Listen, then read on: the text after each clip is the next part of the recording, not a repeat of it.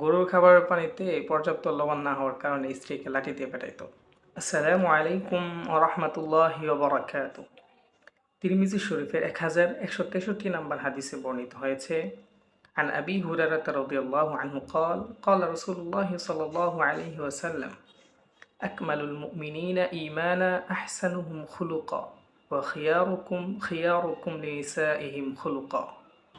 হযরত আবু হুরায়রা রাদিয়াল্লাহু আনহু থেকে বর্ণিত যে রাসূল সাল্লাল্লাহু আলাইহি ওয়াসাল্লাম বলেছেন, ঈমানদারদের মধ্য থেকে পরিপূর্ণ ঈমানদার হচ্ছে ওই ব্যক্তি যার চরিত্র সুন্দরতম, এবং তোমাদের মধ্য থেকে উত্তম হচ্ছে ওই ব্যক্তি যে তার স্ত্রীর কাছে উত্তম।